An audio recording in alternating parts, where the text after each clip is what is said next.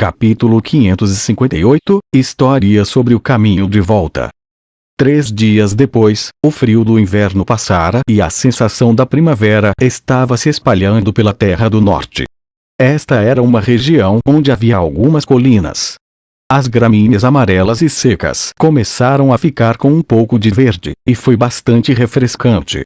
O vento não estava mais seco. Em vez disso, estava um pouco úmido. De repente, uma bandeira que tinha a imagem de um cachorro de 2 cabeças que morde a um machado e uma lâmina apareceu em um vale. O vento da primavera agitou essa estranha e majestosa bandeira, e parecia um dragão negro que tentava fugir. Então, o cavaleiro musculoso que estava segurando a bandeira apareceu.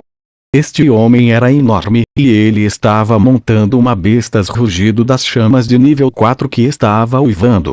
Seus olhos eram vermelho sangue e seus dentes eram afiados. O cabelo vermelho em seu corpo levemente escondia as escamas brilhantes sob ele, e chamas podiam ser vistas em torno de seus cascos. Quando correu, parecia que estava voando em cima de nuvens vermelhas. Depois que o cavaleiro fez uma aparição, uma equipe de mais de 300 cavaleiros apareceu. Havia outros 20 cavaleiros que eram tão musculosos e grandes quanto o primeiro cavaleiro, e também estavam montando uma besta rugido das chamas de nível 4.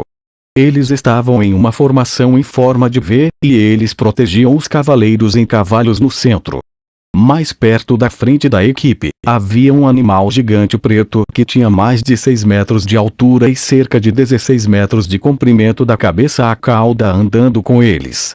Nas costas dessa enorme besta semelhante a um dragão, havia um majestoso trono de prata com estátuas de guerreiros e deusas ao redor. Um jovem bonito estava sentado no trono, e ele tinha uma linda menina de cabelos negros em seus braços. Quando um pequeno animal dançou na frente deles, este jovem inclinou-se para a menina e sussurrou algo em seu ouvido, fazendo-a rir continuamente. O animal rechonchudo, semelhante a um guaxinim, vestia uma saia de capim e estava torcendo a bunda e a dançava a hula sem querer. 3 enormes animais que tinham mais de 10 metros de comprimento voaram no céu. Eles eram vermelhos, azuis e verdes, e soltavam gritos alegres enquanto desfrutavam do vento. Suas vozes continham um pouco de pressão e santidade, e os animais nas florestas estremeciam e fugiam ao som deles. Ficou claro que esta era a tropa de Chambord. Depois que a guerra na zona de batalha de Jax acabou, eles estavam finalmente voltando para casa depois de deixar o reino de Chambord por cerca de 5 meses. Angela, diga àqueles 3 pequenos idiotas enérgicos para se acalmar. Se eles continuarem, nossos cavalos ficarão aterrorizados e terão problemas mentais, disse Fei a Angela. Sentado no trono do caos que foi temporariamente colocado nas costas de Black, Fei levantou a cabeça e olhou para os 3 pequenos dragões no céu.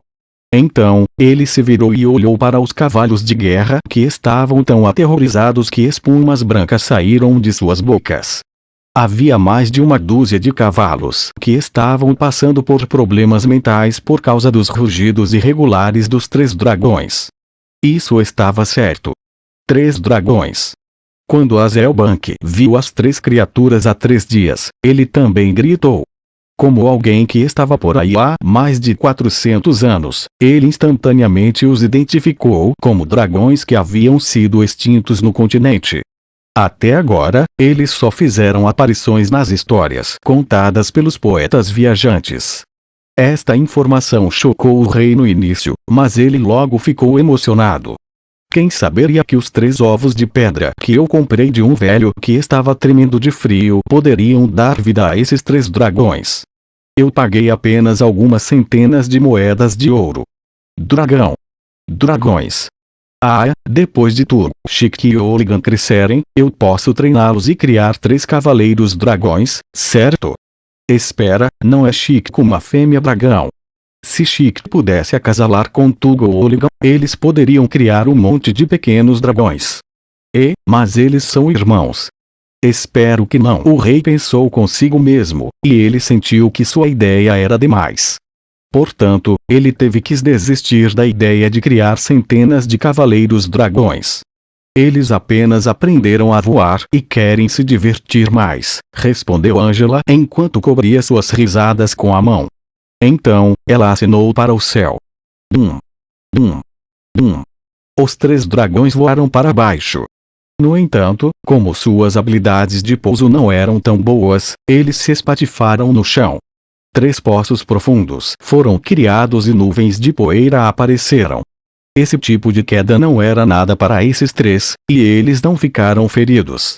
Eles se arrastaram para fora dos poços e todos se agacharam, estendendo os braços e esticando as línguas. Com os rabos se contorcendo, pareciam 3 grandes cachorros que pediam guloseimas. Fei cobriu os olhos. Ele estava sem palavras. Não tendo paz, eles aprenderam tudo com Black Key, e eles estavam se comportando como cachorros. Eles não pareciam dominantes dragões. Angela tirou 4 pedras mágicas de baixo nível, e ela as jogou no ar. Uma gema mágica caiu nas bocas de Turbo, Chique e Oligan, e Black Key esticou a língua e lambeu o último. Essas 4 criaturas não sabiam o quanto era caro alimentá-las e mastigavam as gemas mágicas como ossos deliciosos. O coração de Fei estava sangrando. Nos últimos dias, o número de gemas mágicas entrou em seus estômagos foi o suficiente para criar pelo menos 10 magos de 3 estrelas. Era um luxo alimentar animais de estimação com gemas mágicas. Isso poderia ser considerado um crime. A fim de ativar completamente o trono do caos, Caim usou todas as gemas mágicas que Fei acumulou, e Fei transformou-se de um milionário em um homem falido. Portanto, ele teve que criar algumas gemas mágicas de primeira linha usando o Oradric Cube, e as converteu em cerca de 10.000 gemas mágicas de baixo nível para acompanhar os gastos. No entanto, esses 4 animais comeram quase todas as gemas mágicas de baixo nível nos dias de hoje. No final, a energia e o investimento não foram desperdiçados. Depois de comer as pedras mágicas, os tamanhos dos 3 dragões aumentaram muito. Seus pontos fortes eram comparáveis aos de uma elite da Lua Nova, e eles eram quase os melhores lutadores de Shanboard. Black Key, por outro lado, agora podia cuspir fogo depois de consumir muitas pedras mágicas. Sob o empoderamento de poção Uke as gemas mágicas, este cão estava evoluindo em uma direção desconhecida. Depois de comer, os 3 dragões seguiram Black Key quando eles estenderam suas línguas e contorceram suas caudas. O sol está prestes a se pôr. Há um lago na frente, e nós podemos acampar aqui hoje à noite. Fei acenou com a mão e chamou Torres.